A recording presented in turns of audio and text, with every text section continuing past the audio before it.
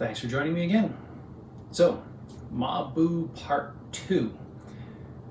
We're going to start talking a little bit about some variations on Mabu that we might want to do, some practices we can do in Mabu, and start building out our foundation for Tai Chi, Qigong, and everything else going forward. Last video, we focused on the specifics with the legs, i.e. making sure that our toes are precisely aligned straight ahead and that our weight is evenly divided on our feet, left and right, front and back. Our width was going to be the length of our shin, basically our knee to the ground, making sure that we really get that set up nicely, making sure that our pelvis is nice and flat, like our fourth stance, first position from ballet, making sure our hips have that nice flat alignment. And from here, we were just bending our knees and sinking down into a perfectly designed bar stool, making sure that our pelvis stays with that same alignment all the way down, and that as we drop down, our weight does not shift front, back, left, or right. It stays absolutely weighted in the center. So those are the key points of the lower body as we are getting into a Mabu stance. Let's talk a little bit about the upper body. So number one is, for this particular Mabu that we are doing, we are going to maintain a straight up and down alignment for our torso. There are versions where you lean. This is not going to be one of the things we do here. As a matter of fact, we are going to stop ourselves short of leaning, and if we detect any leaning, that is going to be our limit. So, if I were to turn to the side and stand up nice and tall, okay, this will work better here. Stand up nice and tall, get myself into Taoist awaits the dawn, all through the top of the spine. And from here, if I want to sink down into Mabu, I bend my knees, I keep my pelvis aligned, I keep my weight going evenly front and back, left and right. As I sink down, I'm going to try and sink myself down as straight as possible, sitting down, going from straight up and down alignment, sinking straight down.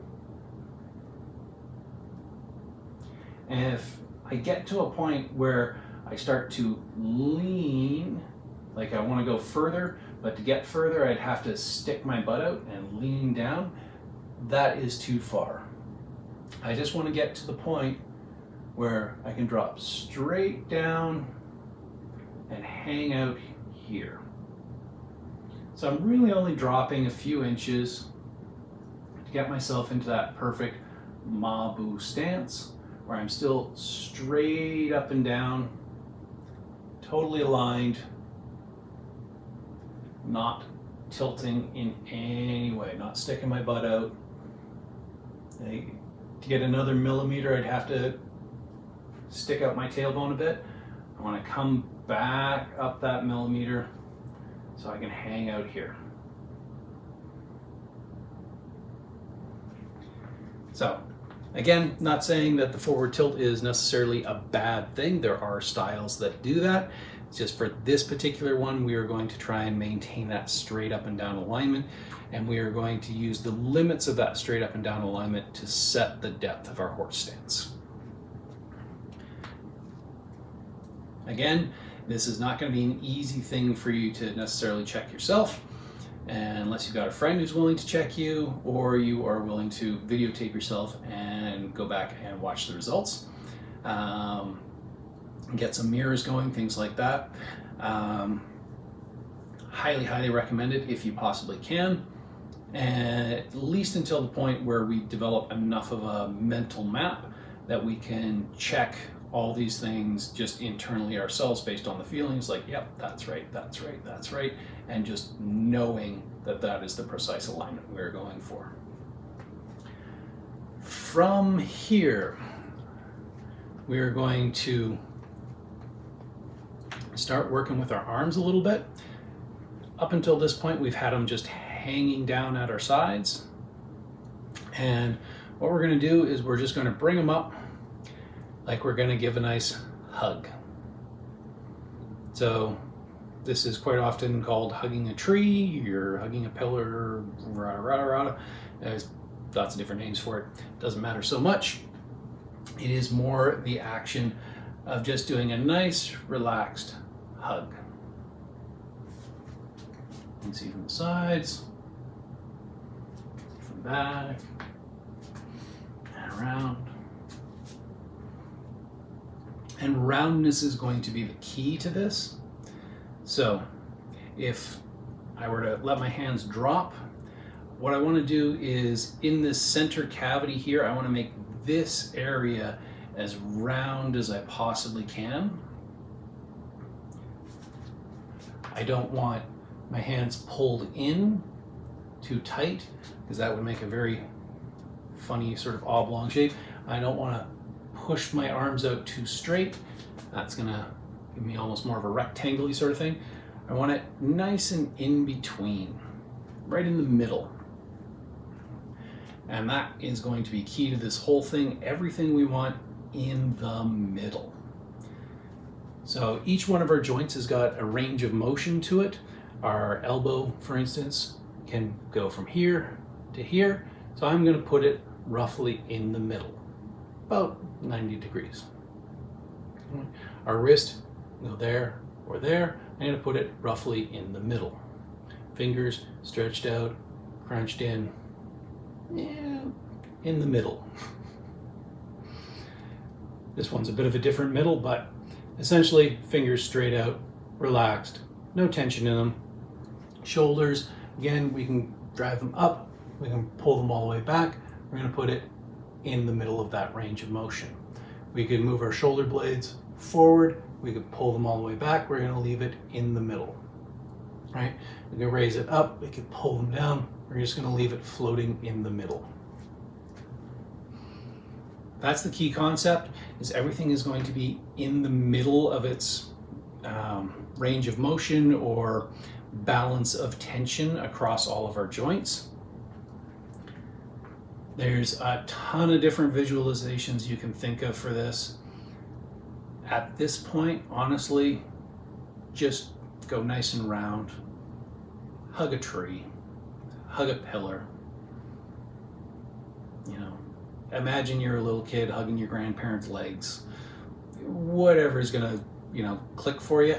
We just want a nice, gentle, relaxed. Okay.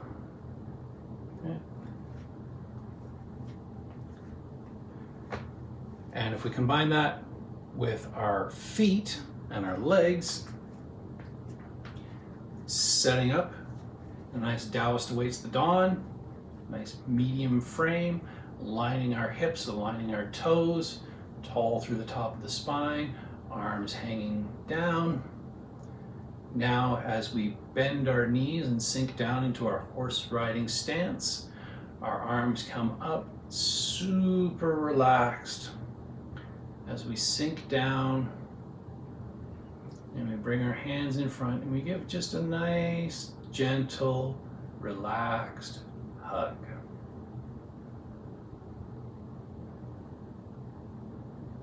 You're still straight up and down, tall through the top of our head.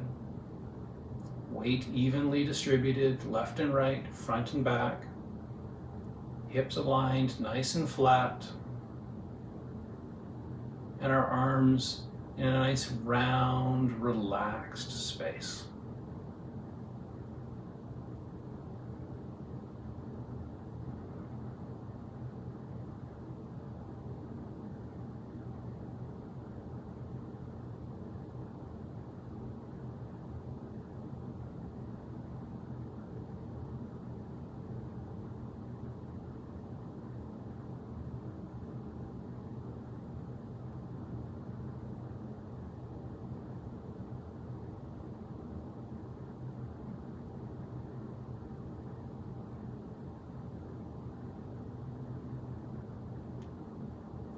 So this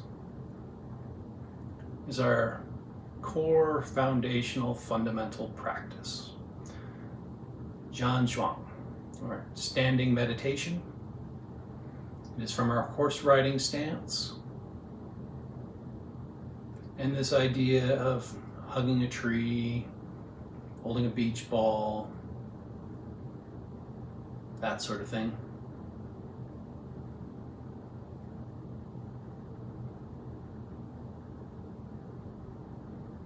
But as a standing meditation, we want to get into the practice of hanging out here every day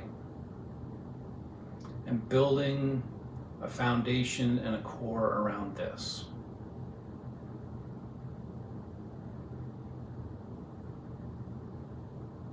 We want to hang out here, learn to relax into it.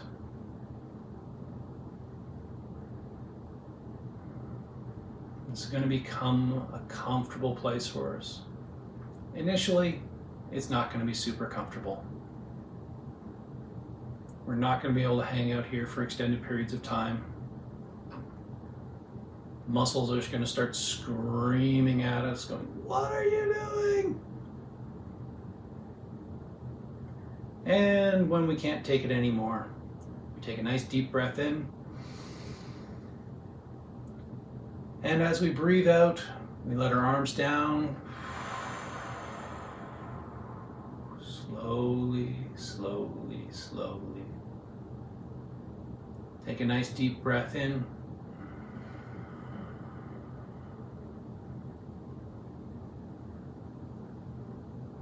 Reaching up, nice and round, palms facing down, breathing out.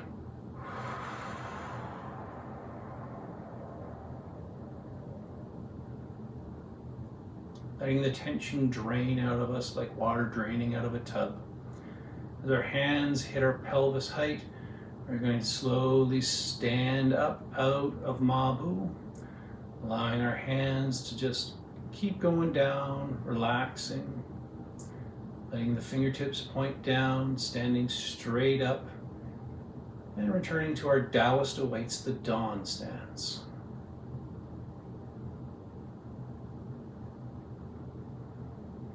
Take some nice relaxed breaths.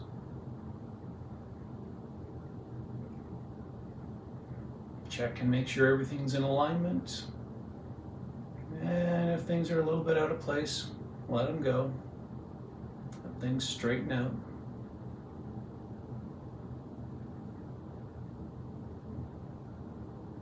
And when you're ready, bring your feet together. Position number 3. Attention.